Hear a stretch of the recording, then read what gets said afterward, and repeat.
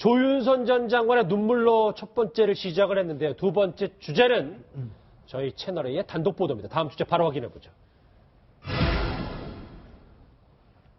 옷값을 본인이 3억을 내서 그런지는 모르겠지만 청와대 비서관을 정말 최순실 본인이 기사 부리듯 했습니다. 이제부터 단독 보도 내용을 하나하나 풀어볼 텐데요. 이 비밀 의상실 관계자들이 처음으로 이 최순실 씨와 이영선 전 행정관의 관계에 대해서 입을 열었습니다. 그 목소리부터 같이 들어보시죠.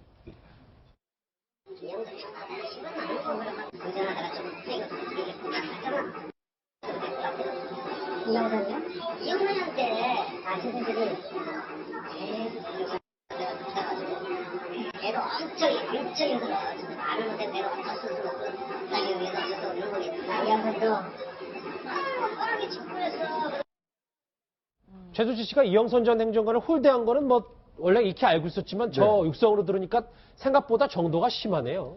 그러니까 최근에 그 사회적으로 문제가 됐었던 일부 재벌 그룹 뭐 회장이나 또 뭐 자선직 자식들이 이제 운전기사한테 갑질하는 경우가 있지 않습니까? 예. 그러니까 뭐 운전기사한테 뭐 욕도 하고 또 뭐 운전 제대로 못한다고 바로 자르기도 하고 이런 게 있었는데 그런 상황이 또 최순실과 이영선 사이에서 그대로 또 이제 재현이 된 것 같아요.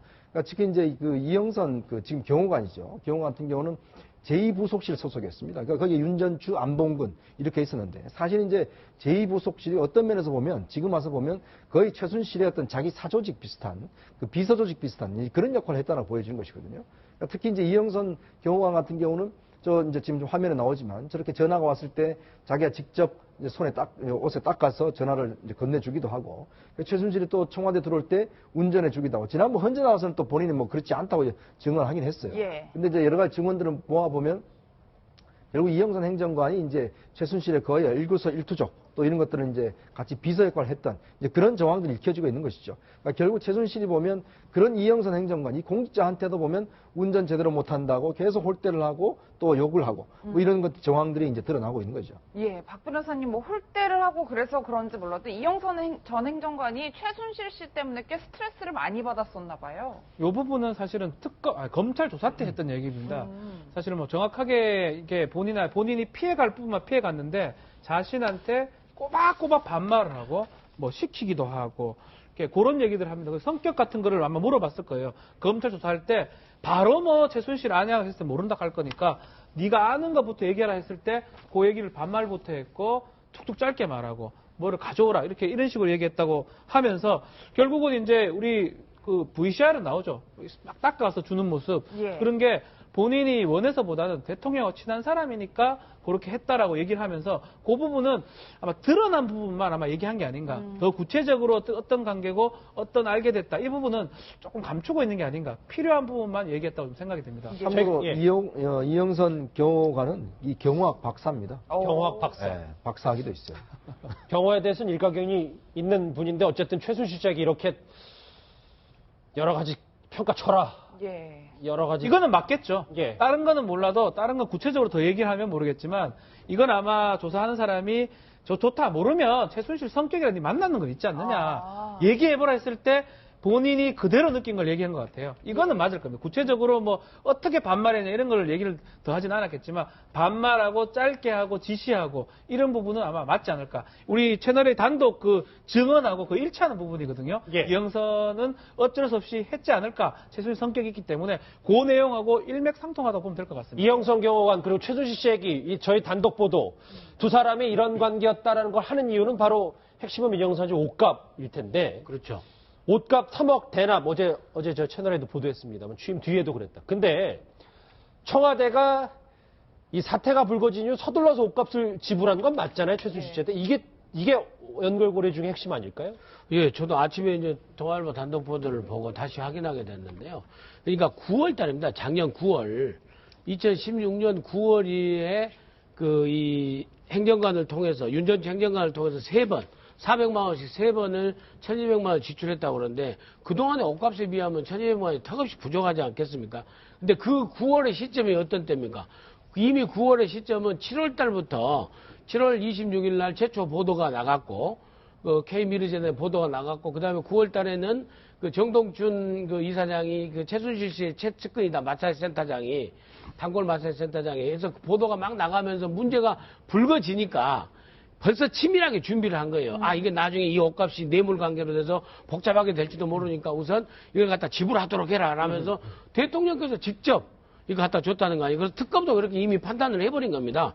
특검에서도 판단을 한 게 문제가 될 것을 우려해가지고 일부러 사전에 지금 방지용으로 이렇게 돈을 준 것으로 그렇게 판단한 걸로 지금 전해지고 있습니다. 예, 실제로 박 변호사는 네. 최순실 씨도 헌법재판소에 증인으로 출석을 해서 박 대통령한테 돈을 받았다 뭐 이런 네. 취지로 얘기를 했는데 윤 전추 전 행정관 얘기는 안 했단 말이에요. 그러니까 정확하게는 얘기는 안 했지만 이게 VCR에 물증이 나와 있어요. 돈을 팍팍 뽑는 모습이 나와 있고 의상실에 의상을 구입하는 모습 나와 있고 예. 이게 대통령 돈이라도 문제고 아니면 최순실 돈이라 문제라고 우리 언론에서 많이 지적을 했죠. 예. 최순실 돈이면 뇌물이 되고요. 대통령 돈이면 이 어떤 뭐 처리 없이 그냥 쓴 거기 때문에 문제가 되기 때문에 이 부분을 이영선, 윤전추는 얘기했는데 최순실까지는 정확하게 이렇게 짜지를 못했는 것 같아요. 그러다 보니까 자기는 큰 틀에서만 대통령한테 받긴 받았는데 그 경로라든 이런 것들은 정확하게 얘기를 못한 걸로 보입니다. 결국은 요 돈 자체가 뇌물은 아니다. 그 얘기를 하기 위해서 직접 받았다. 이렇게 얘기한 것으로 보입니다. 잠시만요. 현장 잠깐 볼게요. 저희가 조윤선 전 장관 얘기를 첫 번째 주제를 했었잖아요. 그것과 관련해서 문화체육부 관광부가 한 3, 4분 뒤면은 대국민 사과를 할 것 같습니다. 어떤 내용이 담길지는 이제 2시에 시작이 되는 대로 현장 잠깐 연결해서 이 사과를 한번 듣도록 하겠습니다. 다시 들어올게요. 옷값 문제, 이 뇌물죄 부분에 대해서 본질을 파악했어요. 정 의원님. 근데 잠깐만 호흡만 좀 쉬어가면 3년도 안 되는 시간에 대통령이 의상비가 3억이 들었단 말이에요. 그러니까 원래 이런 겁니까 이게? 이 정도 돈이 들어요? 아니요. 그러니까 잘 모르겠는데요. 물론 이제 누구의 그 브랜드로 옷을 했느냐에 따라 달라지겠지만 글쎄요. 이렇게 옷값이 많이 들었을까? 그리고 대통령 옷을 우리가 봤지 않습니까? 예. 공식석상에서. 그 예. 옷이 그렇게 비싼 옷일까라는 생각이 들 정도로 그냥 평범한 공식적인 어떤 그 유니폼 같은 옷들이고 디자인도 거의 유사한데 그래서 저는 이게 3억이 들었다 그래갖고 이걸 최순실이 중간에 이렇게 전달자 역할을 한 건지 아니면 최순실 스스로가 내가 3억을 냈다라고 대통령한테 얘기를 했는지는 모르지만 그 옷 자체가 그렇게 3억씩 들 정도의 고가의 옷같이 보이지는 않습니다. 제 개인 생각이라서 틀릴 수도 있지만 그러면 만약에 그 돈, 3억이란 돈이 원래는 진짜 옷값이 1억밖에 안 되는데 부풀려졌을 가능성도 저는 있다는 말씀이십니다. 그렇게 봐요. 우리 황앵커나 저나 분장실에서 옷 갖다 입는데 두 분 얘기 많이 하시네요. 예. 그렇게 옷값이 더군다나 의상실이 따로 개인적으로 있었다는 거 아닙니까? 그런데 이 그 원 재료비로 보면 이렇게 많이 들어야 될 이유가 없는데 옷값이 굉장히 부풀려져 있다라는 개인적인 느낌이 있어요. 제 생각으로. 예. 예. 근데 이게 이제 지금 거기 보면 직원들이 한 3, 4명이 되잖아요. 근데 그렇다 보니까 결국 여기서 다른 옷을 만드는 게 아니고 유일하게 대통령 옷을 만들기 때문에 그 단가 자체가 상당히 높았던 거죠. 오. 왜냐하면 보면 이 천의 재질 자체는 그렇게 높은 게 아니라고 그럽니다. 보면 뭐 전문가들이 보면. 그렇지만 거기에 보면 이제 옷을 만드는 분들이 전적으로 대통령 옷을 만들기 위해서 고용된 분들이고 또 임금을 받는 거기 때문에 그 한 벌당 옷 자체가 다른 거에 비해서 사실 어떤 기성복이나 이런 거에 비해서는 훨씬 높은 거죠, 사실은. 예. 그 한 사람만을 위한 옷이니까. 그래서 부풀려졌다는 거예요. 왜냐하면 요번에 미국 대통령 취임식에 그 영부인이 입고 나온 랄프 로렌의 옷 같은 거 있지 않습니까? 자기하고 정치적으로 굉장히 비판한 사람이라도 그 어떤 그 메이드 인 뭐 USA 이런 것들을 부각시키기 위해서 예. 영부인들이 오히려 그런 브랜드를 입고 또 그렇게 대한민국 제품들을 홍보할 수도 있는데 딱 대통령 옷만 있기 때문에 단가가 비싸다. 사실 옷이 비싼 이유는 디자인 때문에 그렇거든요. 그렇죠. 예. 그러니까 좀 이해가 안 가요, 솔직히. 예. 민 원장님, 저는 굉장히 단순한 의문점이 생겼어요. 이 박 대통령 연봉의 대부분을 그럼 옷값에 썼다는 얘긴데 재산 신고한 걸 살펴보니까 또 재산은 늘어요. 그럼 어떻게 설명을 해야 될까요? 그래서 지금 이제 두 가지 의문이 생기는 게 결국에는 최순실 씨가 대통령의 다른 지갑을 관리하고 있으면서 거기서 돈을 그 지불하고 이렇게 쓴 게 아니냐. 그래서 그 대통령의 재산은 계속 늘어나고 옷은 최순실 씨가 다른 지갑에서 이렇게 계속해서 지출해주고 이런 층이 아니냐. 이렇게 하나가 있고 또 하나는 저도 취재 과정에서 사실 오래전에 들었습니다만은 예. 최순실 씨한테 1년에 한 15억에서 20억이 갔대요. 어. 그런 지금 의혹이 있습니다. 그게 이제 최순실 씨가 가서 그 대통령이 영수증 없이 쓸 수 있는 돈 있지 않습니까? 품위유지비. 근데 원래 그 돈도 그렇게 함부로 하면 안 돼요. 그 옛날에 그 노무현 대통령 때 최도술 총무수석이 그 잘못 써가지고 결국 사법 처리됐거든요. 네. 그 돈을 나중에 사후에 쓰기 위해서 근데 영수증이 필요 없어도 그 품위유지비는 뭐냐면 불우이웃상금이라든지 뭐 재난성금이라든지 대통령이 이렇게 1호금을 주는 이런 여러 가지들에 쓸 수 있는 그런 돈이거든요. 영수증 굳이 안 챙기더라도. 예. 그래야 되지 이걸 대통령의 사적인 무슨 옷을 챙기기 위해서 최순실 씨한테 일괄적으로 그렇게 맡겼다 해도 이것도 사실은 문제가 되는 그러니까 거예요. 저 의상비 3억 부분은 계속 캐면 캘수록 문제가 많이 나오겠네요. 아, 문제가 많이 나죠. 그 대통령이 받았으면 그게 뇌물이 되는 거고, 대통령이 또 그냥 품위 유지비, 대통령 예산에서 지급을 했으면은 예산 지급에 있어서 편법 예산 지급이고, 여러 가지 이래저래 문제가 될 수밖에 그러니까 없어요. 이거는요, 지금 김영란법이 시행 중이잖아요. 그렇죠. 만약 김영란법 시행 위에 받았으면 김영란법 위반도 됩니다. 예. 이게 부정청탁에 관한 되기 때문에. 여러 가지 걸리는 게 많군요. 박준 변호사님. 네. 근데 이거 잠시만요. 문체부가 지금 사과문을 발표하는데 길게는 아니겠지만 짧게 핵심만 한번 들어보겠습니다. 앞으로의 다짐과 대책을 말씀드리고자 이 자리에 섰습니다. 저를 포함한 문화체육관광부 실국장 이상 간부들은 머리 숙여 진심으로 사과드립니다.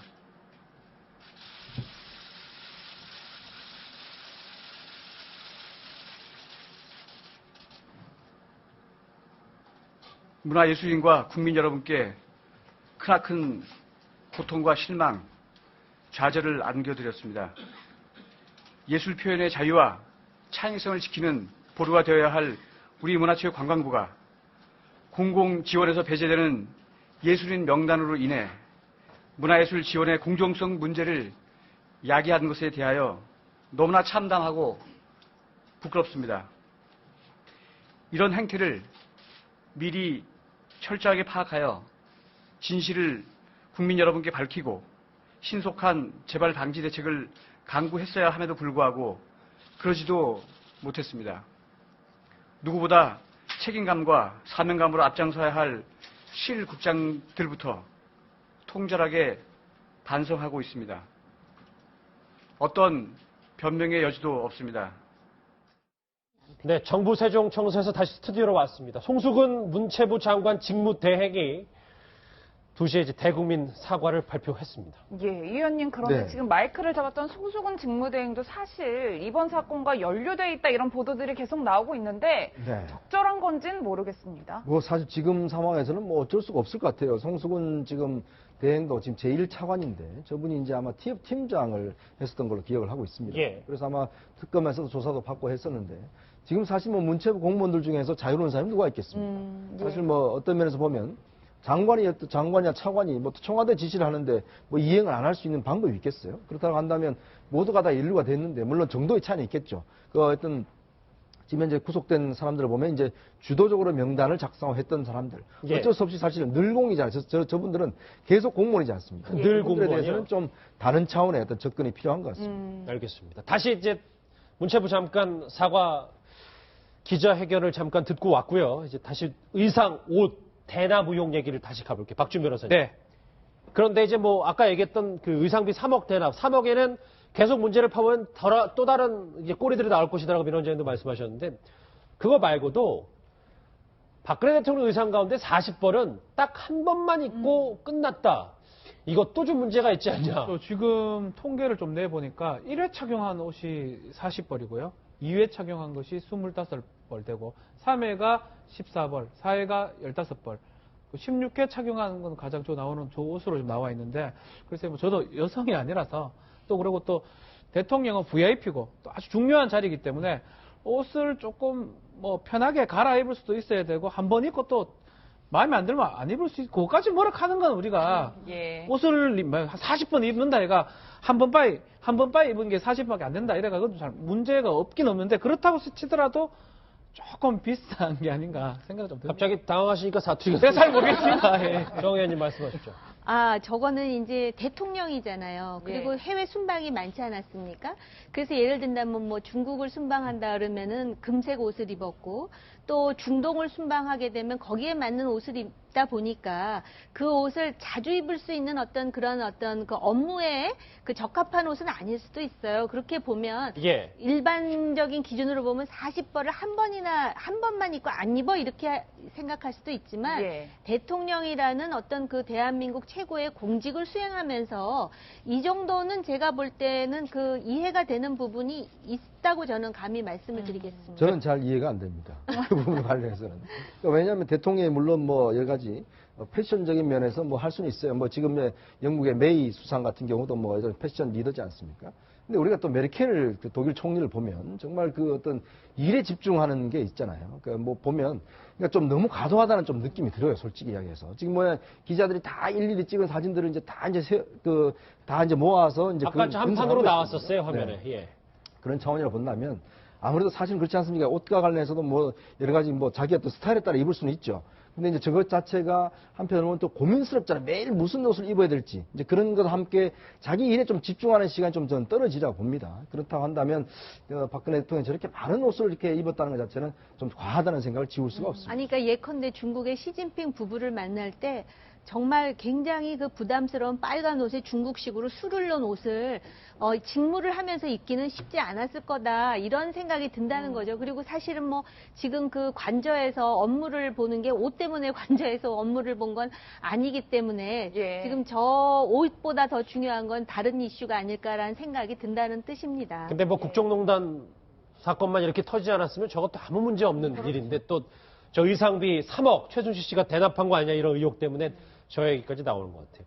하나만 더 짚고 넘어갈게요. 왜냐하면 박지훈 변호사님. 유언장 얘기가 나왔는데 네. 이게 만약에 불씨가 될 수도 있을 것 같아서요.